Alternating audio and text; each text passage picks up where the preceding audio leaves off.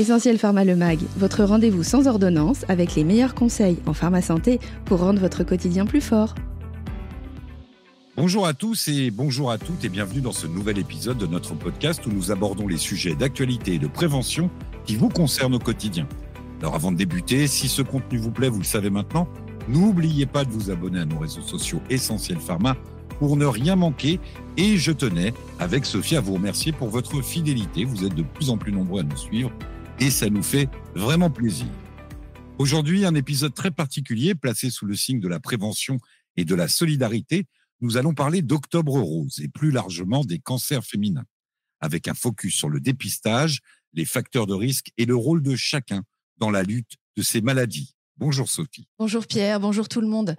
Alors chaque année, le mois d'octobre se teinte de rose pour sensibiliser au cancer du sein, qui reste le cancer le plus fréquent chez la femme. Mais il ne faut pas oublier que d'autres cancers féminins existent, le cancer du col de l'utérus, de l'ovaire ou encore de l'endomètre.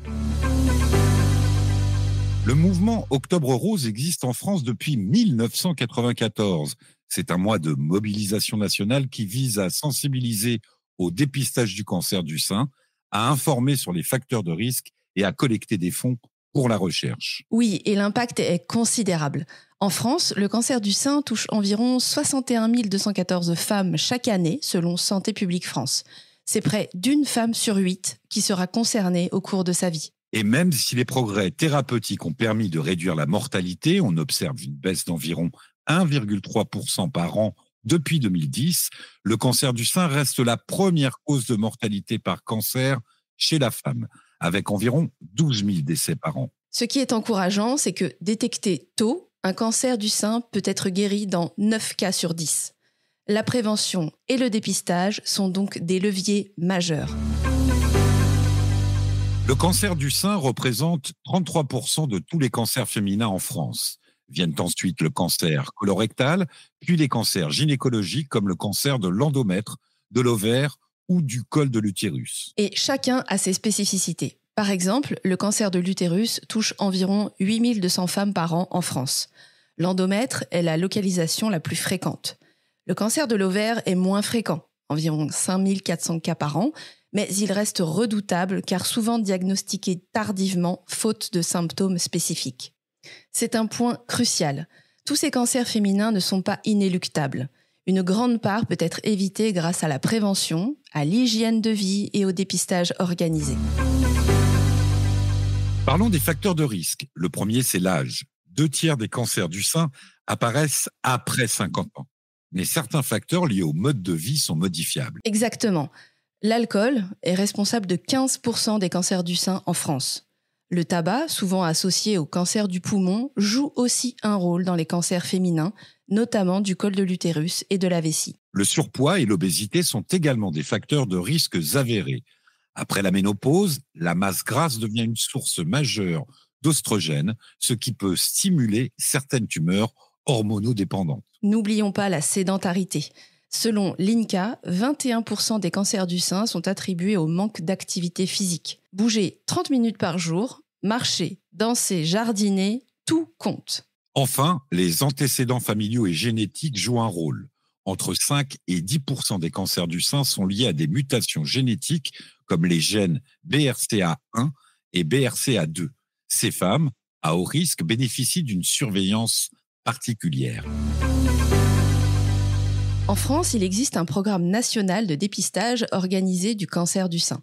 Toutes les femmes de 50 à 74 ans reçoivent tous les 2 ans une invitation pour réaliser une mammographie gratuite. Et pourtant, la participation reste insuffisante. Seulement 50% des femmes éligibles participent, alors que l'objectif européen est de 65%.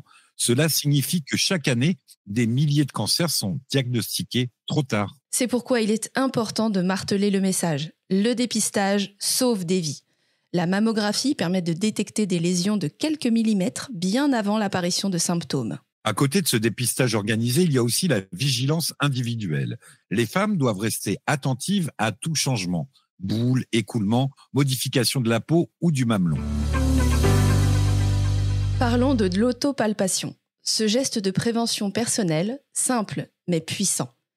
Et pour aller plus loin, j'ai intégré des enseignements d'une initiative innovante, Know Your Lemons, reconnu pour sa pédagogie visuelle et accessible. Intéressant, mais qu'est-ce qui la rend si pertinente ? Tout d'abord, le moment du mois est crucial. Nous vous recommandons de faire l'auto-examen quelques jours après la fin des règles, lorsque la poitrine est la moins sensible ou enflée. Pour les femmes sans règles régulières, l'idéal est de choisir un jour fixe chaque mois, comme le premier jour du mois par exemple. Et le geste en lui-même alors ? Il faut étendre le bras derrière la tête, ce qui aplatit la poitrine et facilite l'examen. Ensuite, palper de la zone axillaire, les aisselles, jusqu'à la clavicule et jusqu'au creux costaud, là où se situent des ganglions lymphatiques qui peuvent gonfler en cas de cancer. Et la technique de palpation alors ? On peut utiliser n'importe quel motif de palpation qui nous convient. Cercle concentrique, ligne verticale ou spirale, tant que l'on couvre intégralement la poitrine. Ce qui importe, c'est se familiariser avec sa propre poitrine et détecter tout changement. De manière très astucieuse, Know Your Lemon illustre les nodules suspectés comme durs, immobiles, à l'image d'un pépin de citron, contrairement aux masses bénignes qui sont molles et mobiles, comme un pois ou un haricot. Et côté prise en charge, Sophie ? Il faut insister sur l'importance de détecter tout changement persistant, qu'il s'agisse de zones épaissies, de fossettes, de sécrétions inhabituelles, de rougeurs ou même d'une tumeur dure et fixe. Et surtout, consulter rapidement en cas de doute. En résumé, l'auto-examen devient plus efficace et moins anxiogène grâce à ces supports. Exactement. L'important, c'est de faire de ce geste un rituel serein, bien compris, accompagné d'une posture proactive. Connaître sa poitrine pour reconnaître ce qui en diffère. Face à l'annonce d'un cancer, de nombreuses patientes arrivent en pharmacie perdues, parfois sidérées. Oui, et c'est là que le pharmacien joue un rôle clé. Il prend le temps d'expliquer les traitements, de donner des conseils pour gérer les effets secondaires, d'accompagner avec la micronutrition ou encore d'orienter vers des soins de support comme la socio-esthétique. La pharmacie devient aussi un relais pour la prévention. Affiches, flyers, échanges directs.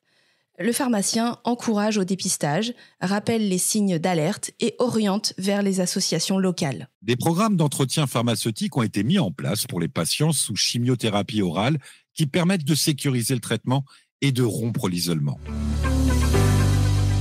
Survivre à un cancer ne signifie pas que tout s'arrête après le traitement. Beaucoup de femmes vivent avec des séquelles physiques et psychologiques. Oui, il y a la question de la reconstruction mammaire, mais aussi de la fatigue chronique, de la peur de la récidive, de l'impact sur la sexualité. Des associations offrent un espace d'échange et de soutien. Et il existe désormais des solutions innovantes pour restaurer la féminité, comme la lingerie post-mastectomie ou les prothèses mammaires adaptées, proposées par des marques spécialisées, et des tatouages pour réconcilier les femmes avec ce nouveau corps. La qualité de vie est désormais un critère central des traitements. On privilégie des thérapies plus ciblées, moins lourdes, qui préservent la vie sociale et professionnelle. Il faut aussi briser les tabous. Parler de cancer du sein est devenu plus facile, mais le cancer de l'ovaire ou du col de l'utérus reste souvent tabou, associé à l'intimité. Oui, et pourtant la parole libérée permet de mieux sensibiliser. Par exemple, beaucoup ignorent que le vaccin HPV protège non seulement contre le cancer du col de l'utérus, mais aussi contre certains cancers ORL ou anaux. Depuis 2023, la vaccination HPV est proposée gratuitement aux adolescents de 11 à 14 ans, filles et garçons. C'est une avancée majeure pour réduire la charge de ces cancers dans la population. Octobre Rose n'est pas seulement un mois de dépistage, c'est aussi un mois de collecte pour la recherche. Oui, les financements permettent de développer de nouvelles thérapies ciblées, d'améliorer la radiothérapie, de renforcer l'accompagnement psychologique. Chaque don, chaque action compte. Participer à une course, acheter un produit partenaire, relayer un message sur les réseaux sociaux, tout contribue à la mobilisation collective. Pour résumer, la clé, c'est la prévention. Hygiène de vie, activité physique, vaccination, dépistage régulier. Votre pharmacien reste disponible pour informer, accompagner et soutenir les femmes à chaque étape du parcours de soins. Octobre Rose, c'est bien plus qu'un ruban rose. C'est un rappel collectif que la santé féminine est une priorité et que la prévention sauve des vies. Si cet épisode vous a plu, n'hésitez pas à le partager autour de vous et à nous suivre pour d'autres sujets santé. À très vite pour un prochain épisode. Essentiel Pharma, votre réflexe santé.